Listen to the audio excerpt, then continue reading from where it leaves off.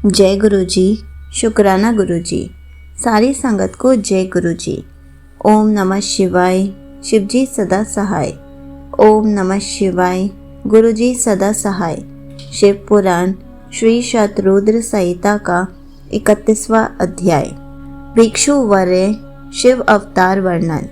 नंदीश्वर बोले, हे मुनि श्रेष्ठ, विदर्भ नाम के एक नगर में सतपरत नामक राजा का राज्य था। वह भगवान शिव का परम भक्त था। एक बार उसके नगर पर उसके शत्रुओं ने आक्रमण किया।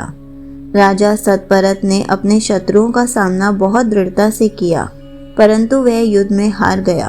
उसके शत्रुओं ने उसे मार डाला।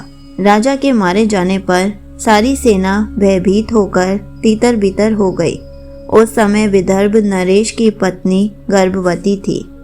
जब रानी को सारी बातें ज्ञात हुई तो अपने प्राणों की रक्षा के लिए उसने रात में ही नगर छोड़ दिया।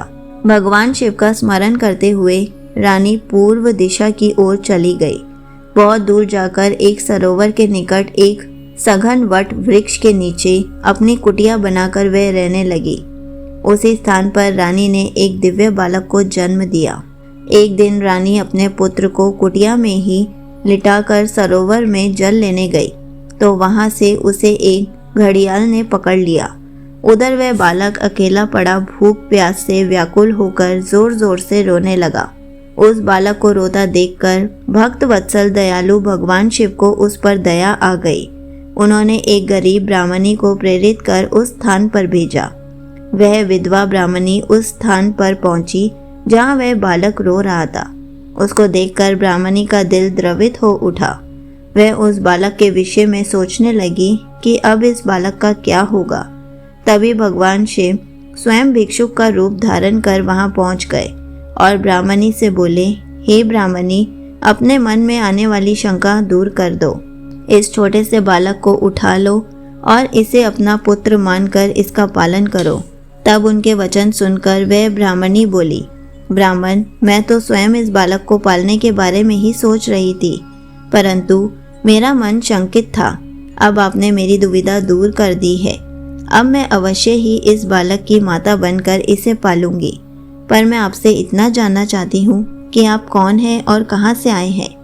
यह बालक किसका है और इस सुनसान जंगल में कैसे आ गया है। भिक्षुवर, आपको देखकर मेरा मन बार बार यह कह रहा है कि आप दया और करुणा के सागर भगवान शिव हैं, जो अपने भक्त की रक्षा के लिए यहाँ आए हैं। मैं भी आपकी माया से मार्ग में भटक कर यहाँ आ गई हूँ।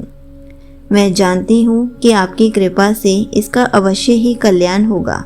उस गरीब ब्राह्मणी की बातें सुनकर भिक्षु रूप धारण किए भगवान शिव बोले, हे ब्राह्मणी, यह बालक विदर्भ नगर के नरेश सतपरत का पुत्र है, जिसे उसके शत्रुओं ने युद्ध में हराकर मौत के घाट उतार दिया है।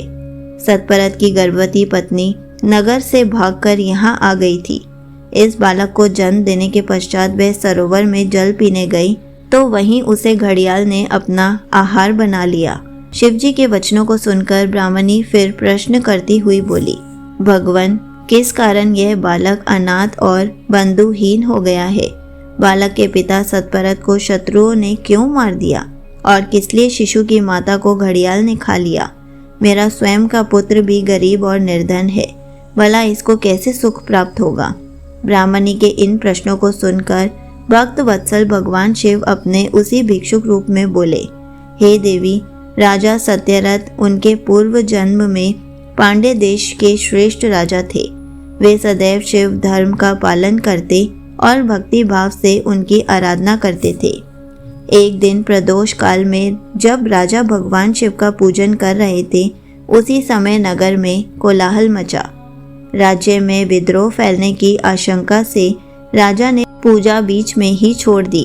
सैनिकों ने जिसे राजद्रोही के रूप में राजा के सामने ला खड़ा किया, वह और कोई नहीं उसी राज्य का एक सामंत था। उसे देखकर पांड्य राज क्रोध में अपना आपा खो बैठे और उस सामंत का सिर कटवा दिया। प्रदोष पूजन के नियम को समाप्त किए बिना राजा ने भोजन भी कर लिया। इसी तरह राजकुमार ने भी प्रदोष पूजन किए बिना भोजन कर लिया और सो गया। वह पांड्य राज इस जन्म में विदर्भ राज हुआ। प्रदोष में शिव पूजन को बीच में छोड़ देने की वजह से उसका वध कर दिया गया और पूर्व जन्म का उसका पुत्र इस जन्म में भी उसका पुत्र बनकर जन्मा है। शिव पूजन बिना खा पीकर सो जाने के कारण ही वह दरिद्रता में घिरा हुआ है। इसकी माता ने भी पूर्व जन्म में छल से अपनी सौतन को मार दिया था, इसलिए उसे भी घड़ियाल ने खा लिया है। तुम्हारा पुत्र पूर्व जन्म में ब्राह्मण था और महादानी था, परंतु इसने कोई यज्ञ कर्म नहीं किए, इसी कारण इसे भी दरिद्रता का दंड मिला है। इन दोनों पुत्रों के दोषों को दूर करने के लिए तुम भगवान शिव की शरण में जाओ, वे ही तुम सबका कल्याण करेंगे। ब्राह्मणी को सब कुछ बताकर भगवान ने अपना सत्य रूप उन्हें दिखाया। साक्षात भगवान शिव के दर्शन कर ब्राह्मणी कृतार्थ हो गई और हाथ जोड़कर शिवजी की स्तुति करने लगी। तब आशीर्वाद देकर महादेव जी अंतर्धान हो गए। तत्पश्चात वह ब्राह्मणी उस बालक को अपने साथ ले गई। फिर वह अपने पुत्रों के साथ एक चक्र नामक गांव में रहने लगी और अपने दोनों पुत्रों का लालन पालन करने लगी। समय आने पर ब्राह्मणों ने उनका यज्ञोपवीत संस्कार किया। दोनों शांडिल्य मुनि के उपदेश सुनते और शिवजी की आराधना करते। समय बीतता गया, दोनों पुत्र बड़े हो गए। एक दिन ब्राह्मणी पुत्र को नदी में स्नान के लिए जाते समय सोने से भरा कलश मिला। उस सोने के कलश से उसकी गरीबी दूर हो गई। फिर भी वे नियम से शिवजी की आराधना करते। एक दिन वे वन में गए। वहां एक गंधर्व कन्या अपने पिता के साथ आई और वह राजकुमार पर मोहित हो गई। उसके पिता ने उसका विवाह राजकुमार से कर अपना राज्य उसे सौंप दिया। ब्राह्मणी वहां की राजमाता हुई और ब्राह्मण पुत्र उसका भाई। अब वे सब लोग प्रसन्नता पूर्वक राज सुख भोगने लगे। भगवान शिव का भिक्षु वर्य अवतार पुरुषार्थ का साधक और अभिष्ट फल देने वाला है। संगत जी, यहीं पर शिव पुराण श्री शतरुद्र संहिता का 31वां अध्याय समाप्त होता है। जय गुरु जी। शुक्राना गुरु जी।